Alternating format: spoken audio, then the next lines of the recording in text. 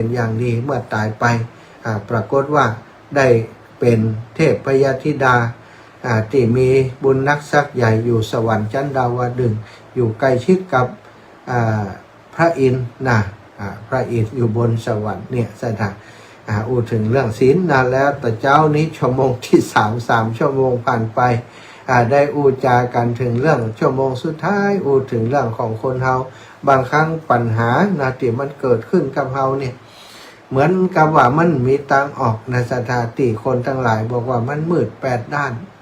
พอไปทางไหนมันตึงบ่ชดบ่ผิวอาจารย์เฮยมามืดด้านเดียวมืดทางด้านหน้าแจ้งทางด้านหลังกันยังดีเนาะอันนี้มืดถึง8 ด้านพอไปทางใดมืดตึ้มเอามือมาแยงพอก็บ่หันมือตัวเก่าซะอันนี้คือมันมืดบางครั้งสมองของคนเฮาเมื่อเจอปัญหาอย่างต่างๆเกิดเหตุการณ์ที่มันถาโถมเข้ามาโดยปัจจุบันตันด่วนที่เฮาบัดตันตั้งตัวบัดตันตั้งตัวซะมันก็บ่ฮู้จะแยกอย่างไรกรรมที่เปิ่นใจกันก็คือมืด8 ด้านบ่ฮู้จะแยกอย่างไรมืด8 ด้านตันติกอย่างว่าแต่คำว่ามืด8 ด้านตันติกนั้นสถาญาติโยมนักปราชญ์ทั้งหลายเปิ่นก็บอกว่าจริงๆแล้วมันบ่ใจมีแค่8 มุมมันมีอีกหลายๆมุมเฮาอาจจะมืด8 ด้านเฉพาะตัวเฮาแต่คนอื่นรอบตัวเฮาเปิ่นอาจจะมีแสงสว่างก็ได้เปิ่นอาจจะบ่มืดอย่างเฮาเปิ่นอาจจะอยู่ในที่สว่างก็ได้เฮาก็มีสิทธิ์ที่จะถามที่จะปรึกษาเปิ่นปรึกษาพ่อปรึกษาแม่ปรึกษาญาติพี่น้องปรึกษาลูกษาหลานปรึกษานักปราชญ์บัณฑิตที่เปิ่นมีความรู้ความเข้าใจแม้กระทั่งเรื่องราวที่เป็นความขัดแย้งกับครอบครัวกับสังคมกับอะไรอย่างต่างๆเกิดข้อพิพาทกันใกล้อย่างกะบอกว่าจะแก้ปัญหาอย่างใดมันมืด8 ด้านอาศัยกฎหมายก็ได้สนะผู้รู้ด้านกฎหมายก็ให้การปรึกษาได้นักปราชญ์ครูบาอาจารย์พระสงฆ์องค์สังฆเจ้าที่เป็นกลางก็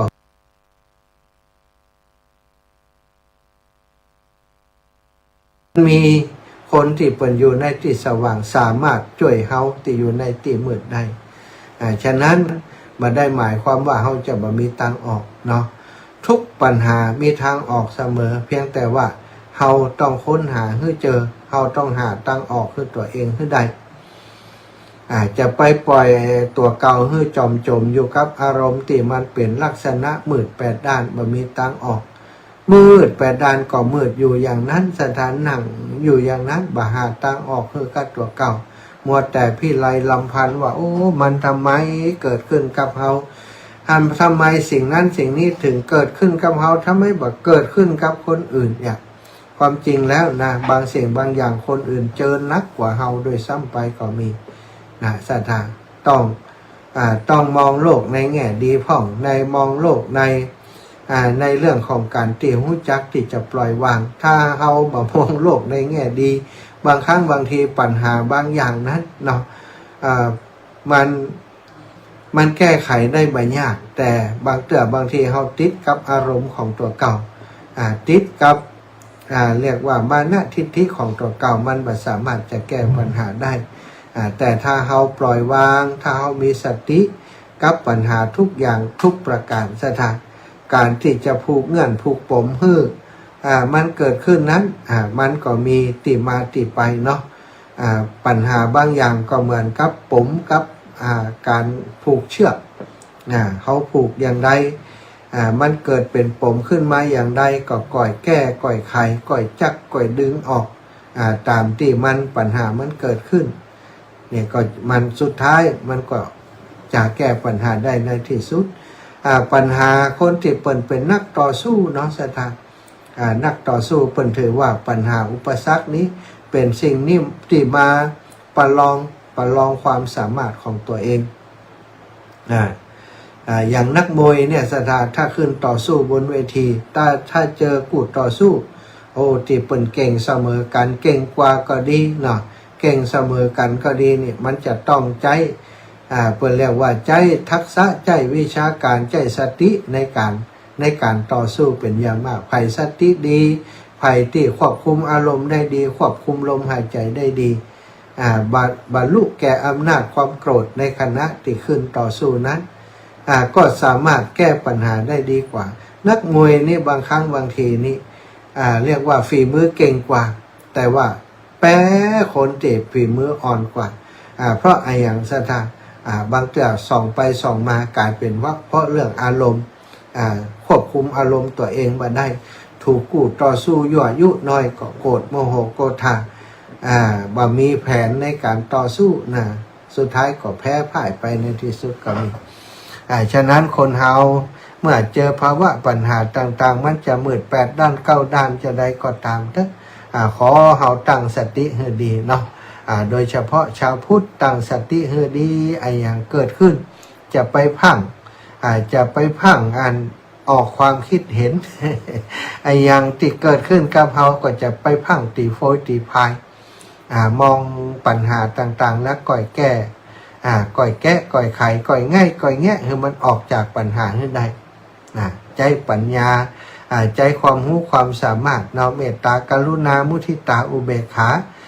ใจพรหมวิหารธรรมในการแก้ปัญหาต่างๆของชีวิตของเฮา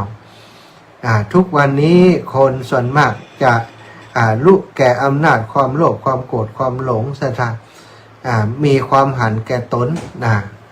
มีความหันแก่ตัวแก่ตนเป็นส่วนใหญ่เนาะนักลงทุนนักลงทุนกาพ่อค้าอย่างต่างๆนี่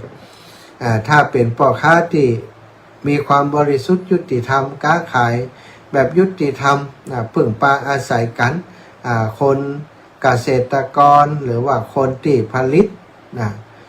ผลิตมาคนที่เป็นพ่อค้าคนกลางนั้นก็ประสานงานค้าขายอย่างเอากำไรแต่พอควรแบ่งปันให้เจ้าให้เจ้านาเกษตรกรได้กำไรพอจะอยู่ได้มีเงินเลี้ยงครอบครัวเลี้ยงอย่างต่างๆอันนี้ก็ถือว่าเป็นนายทุนที่ดีแต่ว่านายทุนบัดเดียวนี้มักจะเป็นนายทุนที่หันแก่ตัวมักจะเป็นนายทุนที่น่าเลือดสถาญาติโยมได้มาสู่เอาเลือดเอาเนื้อของเกษตรกรเกษตรกรนี่เสียเปรียบอย่างเดียวเนี่ยให้ใส่สวนเนี่ยทำให้ทำนานี่ต้องซื้อปุ๋ยซื้อยาเปิ่นเงินสดถึงนั้นเวลาที่จะขายข้าวขายอย่างมาโอ้ราคาข้าวตกมาตกจนพอขายพอบ่ได้ไอ้ยังติดสินบ่ขายก็บ่ได้เข้าจะเสียแล้วก็บ่มีเงินใจนี้จำเป็นจะต้องขายขาดทุนก็ยอมขาย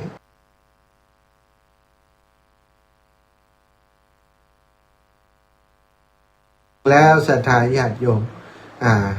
สินค้าทางการเกษตรอย่างต่างๆนั้นมันมีนายทุนเปิ่นเขาบ่สามารถจะกำหนดราคาได้เองเปิ่นใครฮื้อต่อได้เปิ่นก็ฮื้อเปิ่นบ่ใครฮื้อเปิ่นก็บ่ฮื้อเนาะเปิ่นจะเอาราคาตะเอียเปิ่นก็ฮื้อตะอีเฮาอย่าโอ้ถ้าราคาตะอีบ่ได้กำไรผมนี่ตายก็ยาลบปุ๋ยเลยมันฟังศรัทธาจะขายก็ขายขายก็แล้วไปอันนี้คือสังคมของเฮาปัจจุบันนี้คนหันแก่ตัวเยอะเนาะคนที่ฉลาดแกมโกงก็มีเยอะ เฮาจะต้องระมัดระวังต้องดูแลตัวเองให้ดีในภาวะที่โลกของเฮานี้มีคนหันแก่ตัวเยอะคนศีลธรรมนี่ห่างไกลจากจิตใจของคนศีลธรรมเมื่อคนหันแก่ตัวแล้วเนาะศีลธรรมมันก็ห่างไกลจากคนเหล่านั้นไปคนเห็นแก่ตัวคือคนบ่มีศีลบ่มีธรรมซะนะคนบ่มีความเมตตากรุณาต่อผู้อื่นเฮาก็เหมือนกันถ้าเฮาเป็นคนหันแก่ตัวนั่นแหละก็คือเฮาคนเป็นคนบ่มีศีลบ่มีธรรมคนหันแก่ตัวก็หันแก่ตัวอยากให้ตัวมีความสุขคนอื่นจะทุกข์อย่างไรบ่ได้สนใจบ่ได้ใส่ใจทุกข์ก็เรื่องของสูงไม่เกี่ยวกับเฮาความจริงคือความทุกข์ของคนอื่นอาจจะเกิดจากการที่เฮาไปเบียดเบียนเขาแย่งชิงของเขามาก็ได้เนาะอันนี้คือสิ่งที่ศรัทธาญาติโยมทั้งหลายเฮามีชีวิตอยู่แต่ละวันนอกจากจะฮื้อตานรักษาศีลแล้วสิ่งหนึ่งที่เฮาควรทำก็คือการเอื้อเฟื้อ ช่วยเหลือคนรอบข้างของเราคนที่มีความทุกข์ก็มีอยู่นักเนาะคนที่อยู่ในฐานะที่ลำบากกว่าเราก็มีอยู่หลายแม้กระทั่งคนนะที่เปิ้นสูญเสียเนาะสูญเสียสิ่งต่างๆในชีวิตบ่มีที่พึ่งนี่ก็มีอยู่นักถ้าหากเราสามารถใจชีวิตที่มีอยู่ของเราได้ช่วยเหลือเกื้อกูลช่วยเหลือเอื้อเฟื้อเจือจานแล้วก็แบ่งปันให้กับคนอื่นได้ก็ถือว่าเป็นชีวิตที่มีคุณค่าต่อมาได้ไปอ่านเรื่องราวของคุณยายคนหนึ่งแม่ยายยิ้มนี่กันเนาะสถาบันเดียวนี้รู้สึกว่าถ้าเปิ่นยังอยู่นะอายุจะ100 ปลายแล้วอายุจะประมาณ103 ปีแล้วกันเนาะคุณยายยิ้มนี่เป็นคนจังหวัดพิษณุโลกสถาอายุตอนนั้นอายุได้90 ปลายแกยังอยู่ในป่าที่แกอยู่นี่ห่างจากหมู่บ้าน15 กิโลไปอาศัยอยู่ในป่าคุณยายท่านนี้นี่มีหันพระราชกรณียกิจของในหลวงรัชกาลที่9ได้ดูเรื่องราวของในหลวงว่าในหลวงนี้เปิ้นสนใจหรือว่าใส่ใจในเรื่องสิ่งแวดล้อมเปิ้นอยากจะให้สิ่งแวดล้อมนี่สมบูรณ์เปิ้นได้สร้างเขื่อนสร้างอ่างเก็บน้ำสร้างอะไรอย่างไว้ให้พี่น้องประชาชนเปิ้นสร้างสิ่งที่เป็นประโยชน์ไว้มากมายโดยพระองค์เดียวเนาะสถานแล้วก็คุณยายนี่ก็มาคิดว่าคุณยายจะสามารถเนี่ยอย่างได้พ่องในฐานะที่เป็นประชาชนพลเมืองใต้ฝ่าละอองธุลีพระบาทของพระองค์ก็มาคิดว่าในหลวงส่งเสริมเพื่อทำฝ่ายชะลอน้ำในพื้นที่ที่ดินที่มันแห้งแล้งศรัทธาญาติโยมซึ่งมีตัวอย่างหลายที่หลายแห่งพอเปิดสร้างแล้วปรากฏว่ามีน้ำมีอย่างใจเองว่าอย่างไรแม่เจ้าตอนนี้ท่านมหาข่าวเช้าแล้วที่นาชงเดี๋ยวไปเถอะฮะมหันกับเตือข้ามยักษ์โอ้ท่านพ่อเราท่านมหาพอไปมาเตียนวัดกูลำตางฮะหิมเนี่ยหันอยู่แต่เจ้าบินทบาทมาก็หันอยู่วัดม่อนปุยักษ์ไฟไหม้เจ้าสวนเขาพาเขาพอท่านมหาเจ้าหันละเจ้าคือสีขาวผู้ชมพระเจ้าพอเจ้าก่อนว่าจะลงขึ้นมาพอเจ้าทุนถุงข้อความเสียงขึ้นมาหันมาหามาอ่านนะพอพาสวรรค์ทุกบ้านก็เที่ยวนะ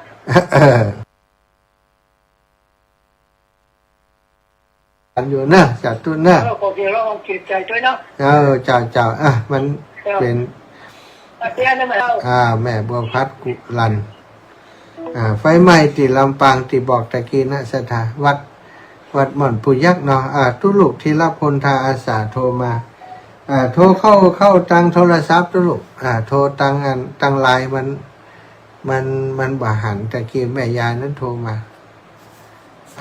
แม่ยายบัวผัดกุลันทีละพลมีอะไรเอ่ย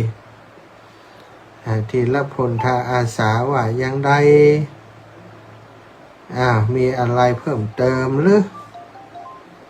แต่เจ้าปะกันแล้วกรรมเนาะสถายปล่อยแม่ตั้งหลายเอาว่ายังได้ครับผมอันเพิ่นเลื่อนกำหนดการรอพระจาก6 โมงเป็น5 โมงนะครับโอ้ขยับขึ้นมากันเนี่ยเจ้าน้อยล่ะเริ่มพิธีสวดนะครับสวดไปแต่ว่ารอหลอมเบ้ากับสัก6 โมงครับพระสงฆ์เจริญพุทธมนต์ก่อนครับก็โอเคพระสงฆ์เริ่มสวดเปิดโอกาสให้นี่เจริญพรศรัทธาญาติโยมเลยเอาอูกับศรัทธาน้อยครับผมก็เจริญพรบรรดาศรัทธาให้พ่ออีแม่เนาะได้ยินเสียงประชาสัมพันธ์ก่อนอื่นนั่นต้องขอสุมาอภัยพ่ออีแม่แต่บ่ได้บอกบุญบอกกุศลก็ได้ใจเวลาของพระอาจารย์แต่ในช่วงค่ำวันนี้เนาะใครอยู่ใกล้มีโอกาสอยากจะมาร่วมในการรอพระเจ้าหลวงพ่อสิริสุวรรณวิชัยซึ่งเป็นพระบ่เก่าบ่เดิมของวัดบ้านแม่กุยจะได้รอองค์จำลองขึ้นในเวลา6 โมงศรัทธาที่อยู่ใกล้ก็เจริญพรนะครับแล้วก็มีการสวดเบิกครับผมคืนนี้ จนถึงแจ้งบ่ครับตีสี่ตีห้าให้มีโอกาสก็มาฟังเบิกครับก่อครับผมสาธุไปกันนักๆเนอะเฮ้อกำลังใจตุลูกไอ้สาธุครับผมสาธุนี่ก็เป็นข่าวสารงานบุญในเครือข่ายของหมู่เฮานะแม่บัวพัดกุลันเนาะตังเมืองฝางได้หันข่าวเนาะข่าวไฟไหม้นะไฟไหม้แต่ลำช่วงนี้ต้องระมัดระวังซะนะแต่เจ้าคณะติดไฟไหม้นั้นพระสงฆ์องค์สังฆเจ้าติวัดนะวัดหม่อนปุยักษ์เพิ่นก็ไปบิณฑบาตอยู่สถานไปบิณฑบาตอยู่ก็คงกว่าจะหู้ตัวก็จะอย่างกันก็จะมีคนมาช่วยก็คงจะจ้าไปกว่าจะมีคนมาช่วยก็ใช้เวลาพอสมควรก็ทำให้เพลิงไหม้เหลือก็เหลือแต่พระพุทธรูปเนาะเหลือแต่พระพุทธรูปไฟไหม้วิหารอายุกว่า100 ปีวัดหม่อนปุยักษ์สถานแต่เจ้านี้ก็เป็นช่วงนี้อากาศมันแห้งเลยเนาะอากาศมันแห้งวิหารไหม้กุฏินะวิหารไหม้หลายหลังนะสถานหลายหลังไหม้พร้อมกันไปหลายหลังเลยนะก็แสดงความเสียใจกับศรัทธานะก็คงจะได้ช่วยกันนะต้องช่วยกันก่อร่างสร้างแปลงต่อไปศรัทธาดูเวลาแล้วมีเวลาแหมเล็กน้อยจะได้อุจาศรัทธาเนาะมีเรื่องเล่าว่าเสือกลายเป็นแมวเทวดามาใส่บาตรเปิดบันทึกเดินธุดงค์หลวงปู่ชอบกลางป่าพม่า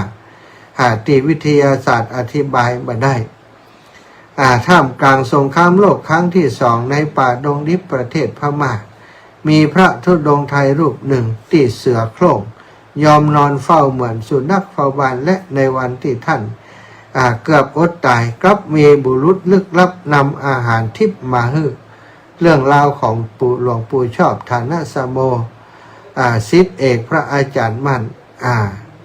เมื่อเจ้าป่ากลายเป็นผู้พิทักษ์ในธรรมมืดมิดเสือโคร่งลายพาดก่อนตัวมะฮือมาเดินเข้ามาหาท่านแทนที่จะกระโจนใส่มันมาหาเข้ามาไกลครับมาหมอบเลียแข่งเลียขาเหมือนแมวเชื่องตัวหนึ่งนอนเฝ้าติดท่านภาวนาตลอดทั้งคืนจนรุ่งเช้าท่านบอกขอทางไปบิณฑบาตมันจึงยอมหลีกทางให้หลวงปู่เชื่อว่านี่คือเทวดาที่แปลงร่างมาอารักขาท่านแล้วก็มีวิกฤตเฉียดตายกลางป่าตอนที่ท่านหนีทหารอังกฤษเดินเท้า3 วัน 3 คืนบ่ได้ฉันเข้าจนร่างกายแทบแตกนับท่านลำพึงว่าถ้าเทวดามีจริงขอมาช่วยพระที่กำลังจะตายด้วยเถิดทันใดนั้นก็มีบุรุษลึกลับแต่งกายงดงามพิษมนุษย์ป่าก็ปรากฏตัวขึ้นพร้อมกันเข้ามาใส่บาตรเข้าที่ได้มาหอมตลบอบอวลไปทั้งป่า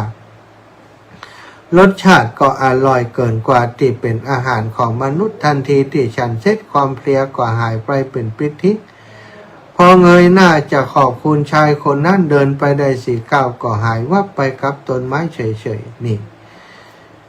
อาจารย์มั่นทำไมครูบาอาจารย์สายวัดป่าจึงเจอเรื่องอัศจรรย์เช่นนี้คำตอบอยู่ในเรื่องหลวงปู่ได้กล่าวย้ำเตือนว่าสติปัญญาคือสิ่งที่ภัยเจริญแล้วนะก็จะทำให้สิ่งต่างๆมาปกปักรักษาเฮาปาฏิหาริย์เป็นเรื่องปัจจตังรู้เฉพาะตนแต่สิ่งที่พิสูจน์ได้ทันทีก็คือธรรมะย่อมรักษาผู้ปฏิบัติธรรมบอกว่าจะอยู่กลางป่าห้องต้องเมืองที่ไหนก็ตามถ้าคนมีศีลนอสถาเทวบุตรเทวดาก็จะปกปักรักษาบุคคลที่มีศีลนั้นศรัทธาอีปล่อยแม่ทั้งหลายวันนี้นะแจ้งข่าวมาแล้วตุลูกไอ้ตะกี้แจ้งข่าวมาว่าขยับเวลานะในการประกอบพิธีทางศาสนาในการที่จะหล่อพระสิริสุวรรณวิชัยนาวัดพระประธานในวัดแม่เกยนั้นเปิ่นจะหล่อองค์จำลองไว้เป็นองค์จำลองอีกองค์หนึ่งเนาะที่วัดแม่กุยศ ศรัทธาญาติโยมตอนนี้ 16:39 นาทีใครจะโทรมามาจากก็ได้ในช่วงนี้นะอาตมาขออนุญาตแป๊บหนึ่งเดียวจะได้อุจากับศรัทธาญาติโยมแป๊บหนึ่งเพิ่นมาหานี่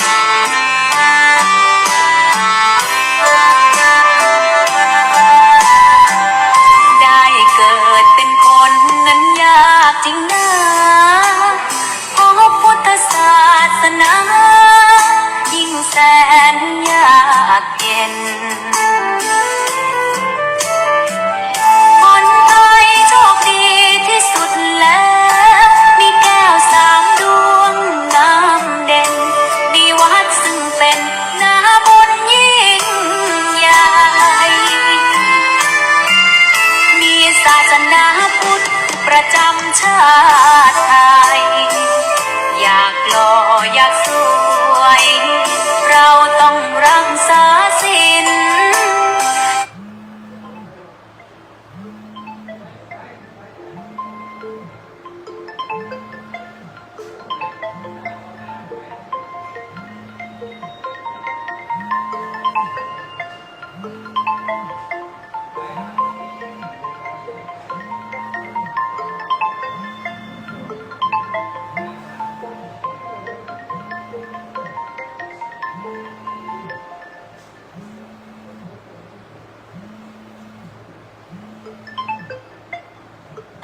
มีอันจะกิน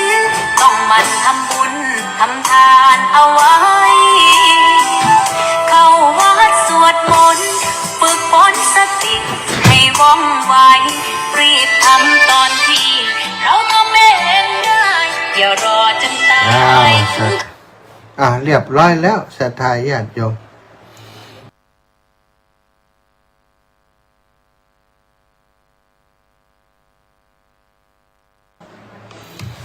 ช่วงนี้ที่วัดบรรพตสถิตเนื้อศรัทธาปรับปรุงสำนักงานปรับปรุงก็ว่าทำเนาะทำดีกว่าค่ะสร้างสำนักงาน ปัจจุบันนี้ที่สถานีวิทยุของเรามีแต่ห้องส่งก็หมายความว่าส่งกระจายเสียงมีเครื่องส่งมีคอมพิวเตอร์นะมีเครื่องส่งนี้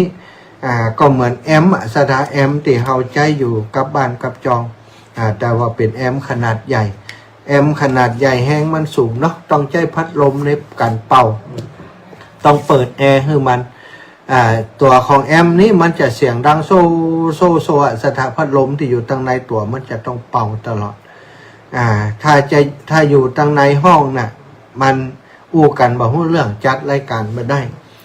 จำเป็นที่จะต้องสร้างหรือว่าทำห้องส่งห้องจัดรายการของสถานีก็มาพอแล้วว่า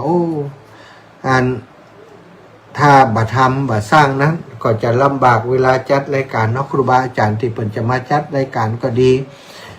นักจัดรายการที่เพิ่นจะมาจัดรายการกับพื้นที่กับสถานีก็จะลำบาก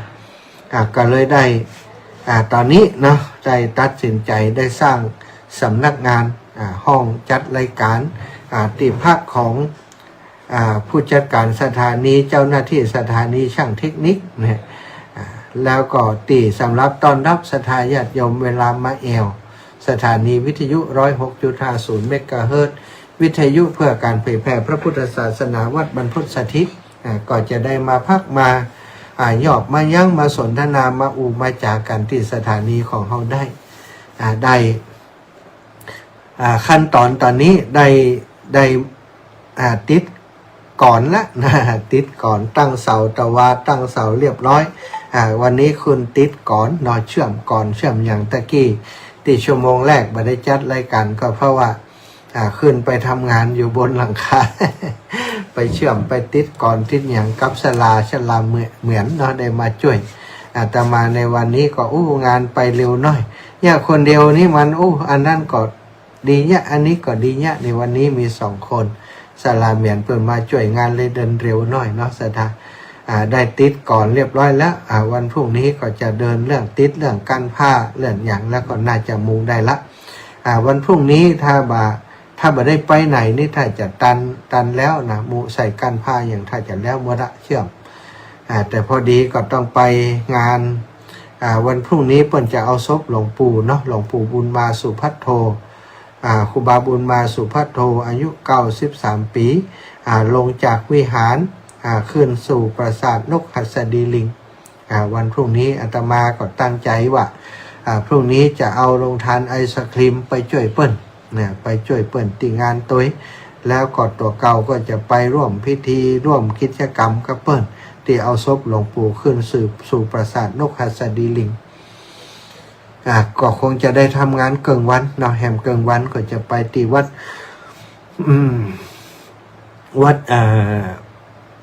วัดกูมอนอาตมานี่วัดกูมอนตำบลบ่อแห้วอำเภอเมืองจังหวัดลำปางศรัทธาญาติโยมลูกศิษย์ลูกหาเนาะอุบาสกอุบาสิกาที่เป็นลูกศิษย์ของหลวงปู่เนาะไปร่วมเจิญศพของหลวงปู่ขึ้นสู่ปราสาทนกหัสดีลิงด้วยกันในวันพรุ่งนี้แสดงความกตัญญูที่มีต่อหลวงปู่ครูบาเจ้าของเราเนาะพรุ่งนี้นะศรัทธาแล้วก็วันที่6อาตมาจะนำโรงทานไปโรงทานส้มตำเนาะซึ่งโยมน้องสมจิตอินทรวิชิตเป็นผู้ที่จะทำส้มตำให้ก็ได้ร่วมกันพ่องก็หอมมาเตี่ยอาตมาพ่องก็หอมไปที่โยมน้องสมจิตเนาะก็จะได้เอาไปรวมกันเนาะก็ขอบคุณทุกคนที่ร่วมบุญร่วมกุศลมาแล้วก็วันนี้มีศรัทธาญาติโยมที่เพิ่นให้หอมร่วมบุญเป็นเจ้าภาพวัสดุอุปกรณ์ในการแปลงสำนักงานสร้างสำนักงานมาหลายท่านด้วยกันเนาะแม่บัวเย็นจันทบศรีหมวดเก้า200 บาทแม่ศรีนวลวงชุมพูห้องกอก500 บาทแม่ฟองแก้วจันทิพย์บันดง300 บาทแม่เพนลำปูนนะคนสู้ชีวิตนะ100 บาทสมจิตอินทวิจิต200 บาทแม่ยาเล็กปวลีอินสุวรรณ500 บาทแม่อุไลวันอภิธัญกร100 บาทแม่ย่าเรียบวังสมบัติ100 บาทครอบครัวเยาวละออง100 บาทแม่บัวไข่กิ่งกั้ม100 บาทแม่นวลศรีพันธุ์ที่สืบแม่เกย200 บาทแม่บุญนาคชัยธนุ500 บาทแม่หลวงวันธรรมวงศา60 บาทแม่คำน้อยปารามี100 บาทแม่บุญปันหน่อใหญ่บ้านทุ่ง6 200 บาทแม่สีคำปารามีบ้านทุ่ง6 200 บาทวิทวัฒน์พรกนกอันนี้ร่วมบุญโรงทานตะวาเนาะ500 บาทแม่ทองสุขใจยะวัง100 บาทแม่บ้านเย็นจันทวงศ์200 บาทพ่อบุญธรรมบ้านโป่งน้องพ่อบุญธรรมสังคำฟั่นแม่รัตนาสังคำฟั่น200 บาทต้องขอบคุณนะขอบคุณแม่อันนี้มันใดนี่อันนี้งานอื่นเอาละศรัทธาจะปั่นเวลาและศรัทธาปล่อยแม่ได้โทรมาเนอะ0808844173 โรงทานที่งานหลวงปู่วันที่6ที่7เนาะใครจะร่วมที่ไหนก็เรียนเชิญเจริญพรได้นะจะร่วมบุญถ้าไปได้เนาะบ่ต้องฝากอาตมาศรัทธาไปก็ไปหอมเองเลยถ้าฝากหมายความว่าไปบ่ได้เนาะสำหรับคนที่เปิ่นอยู่ไกลที่ไปบ่ได้ก็ห้ามฝากแต่คนที่ไปได้บ่ต้องฝากนะไปหอมเองแต่เจ้ากับป้าโยมแม่คนนึงถามว่าอีแม่จะไปก็ไปก็ถ้าไปบ่ต้องฝากเขาไปยืนโยงเอาคนเดียวไปปู่จาเอาคนเดียวปู่จาหลวงปู่จาผ้าไตรไปฮับปอนเอาคนเดียวติดปุ่นเนาะถ้าฝากเฮาแล้วก็อีเฮาก็ไปฮับปอนแทนอีแม่ถ้าอีแม่ไปยังแค้นอีนะอันนี้มีคนติดเปิ่นหอมลงทานก๋วยเตี๋ยวเนาะในงานประชุมเพลิงหลวงปู่บุญมา แม่บัวเลียวชัยอุดแม่ถนอมน้ำวงแม่บัวลอยโปงเทพแม่บัวขีดทับโปแม่แก้วกาดโป่งคนละ100 บาทนะแม่สมบูรณ์วงแสนจ้าแม่ จ้า จ้าแม่ เจ้าเจ้าออกแม่ไม่ตอนแม่ตื่นพวก5 โมงผ่านแล้ว อ๋อกินยากะ จะเจ้านี่รับดีขนาดของ ดีกะรับดีนะดีแล้ว แต่มันว่าใครรับอ่ะที่ตื่นครั้งนั้นนะ เจ้าแม่ เจ้าสังกัดเจนดีไอ้ไม่จ้ะ ไฟไหม้วัดหม่อนพุญยักแม่วิหารเก่าแก่200 ปีเนี้ยไหม้หมด โอ้โห มันไหม้จากกุฏิจากอย่างไปเนาะไฟมันเจ้า ใครผ่านหลังวงจรอีกบ้าง นั่นน่ะมันก็โทษไฟฟ้าน่ะ เนาะ อย่างได้หัวเนาะ เกิด โทษไฟฟ้าไว้ก่อนไฟฟ้ามันมีตัวตนโทษมันก่อน เจ้า เจ้าสตุนนะแม่ เจ้าไว้สาลูก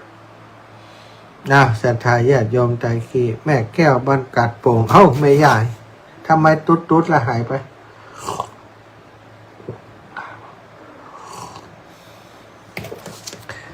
ให้ไปแต่เจ้าตันเนอะไปรอพระ5 โมงนี้ก็ได้เนอะแม่แก้วไม่อยากแก้วไปก่อนไปรอพระก่อนจะไปฮับไปเหรอ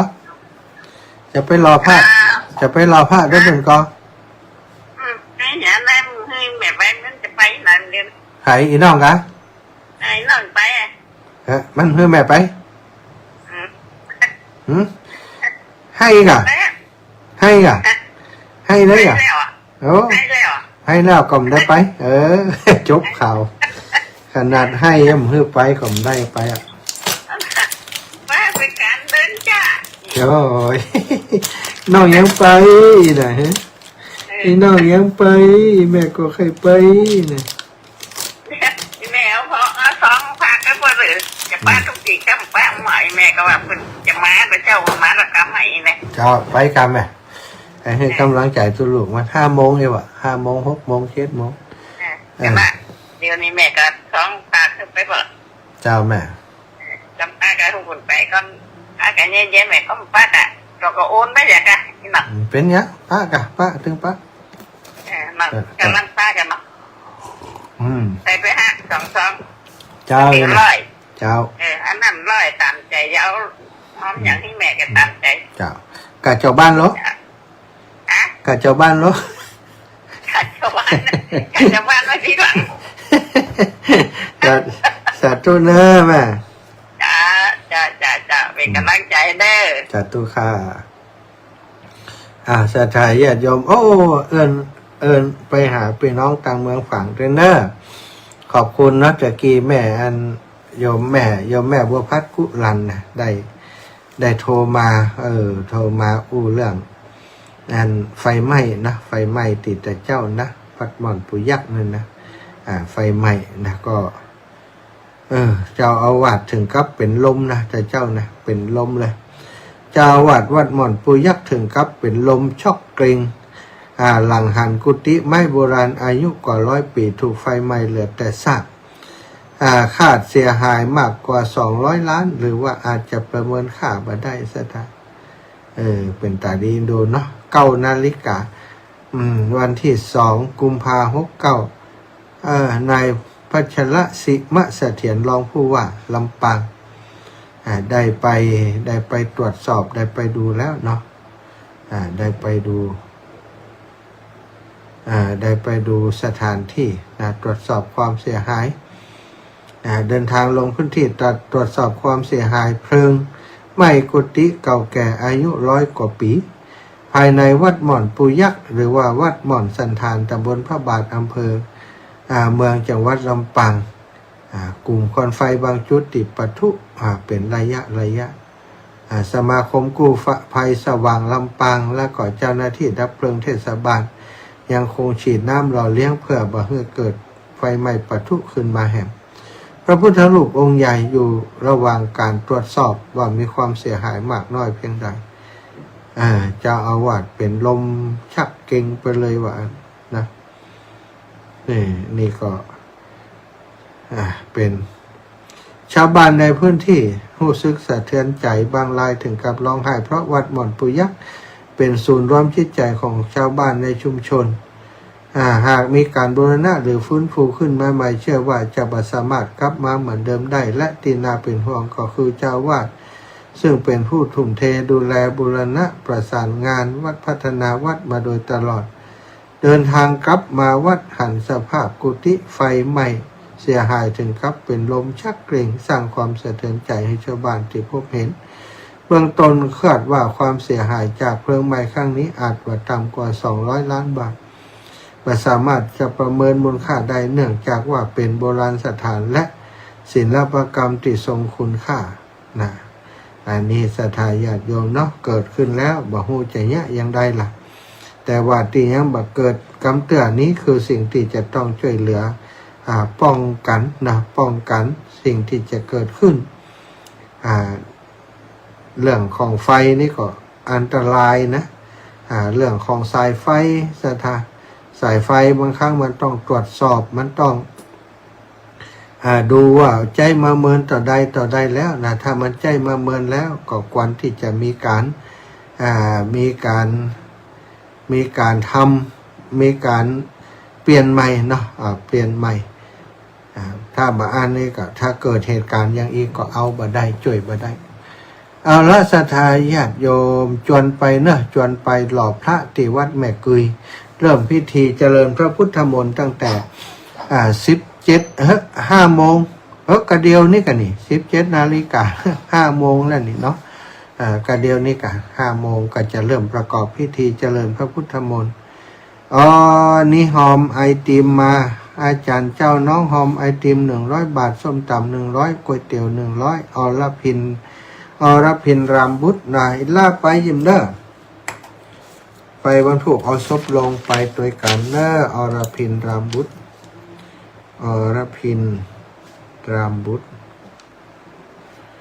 หอมก๋วยเตี๋ยวก๋วยเตี๋ยว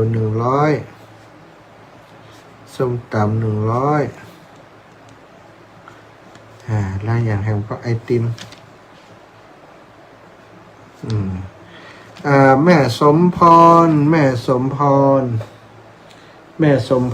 ร่วมบุญไอติมนะเป็นเจ้าภาพไอติมนะแม่สมพรดวงรัตน์นี่แจ้งมาว่าแม่เป็นเจ้าภาพไอติมเนอะอาจารย์ว่าเป็นเจ้าภาพไอติม1 ถังขอบคุณนะแม่สมพรนี่ก็เป็นอุบาสิกาคนหนึ่งที่หุ่มทำบุญเนาะทำบุญเอาละศรัทธาญาติโยมตอนนี้เวลาหมดเวลาขออนุญาตนำรายการจากลาไปด้วยเวลาเพียงเท่านี้ขอความสุขความสัสดีจงมีแก่ศรัทธาสาธุชนทุกคนทุกท่านอภิวาจัตตารุธรรมาวัฏันติอายุวันโนสุขังภะลัง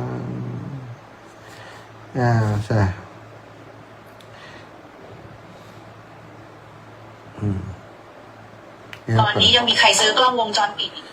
ศรัทธาญาติโยมรอแป๊บนึงลืมเปิดอันนี้ละไว้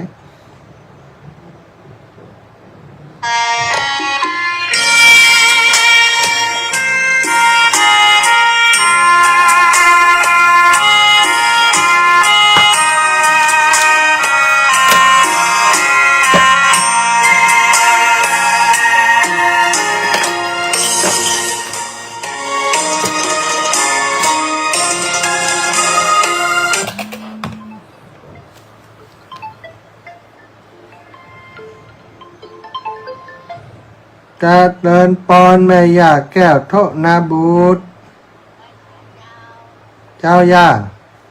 อันนั้นของมันติดรอค่าขึ้นยา200เด้อรอผ้าแหละเดี๋ยวไปเฮ็ดตุลูกไอ้หั่นเนาะเจ้าถ้าวันที่ไว้นั่นเลยย่าจะเอาไปทงให้เด้อได้เลยย่าได้แผ่นเงินแผ่นทองเนาะแผ่นเงินแผ่นทอง2 แผ่นสาธุไม่ยากเป็นกำลังใจเด้อ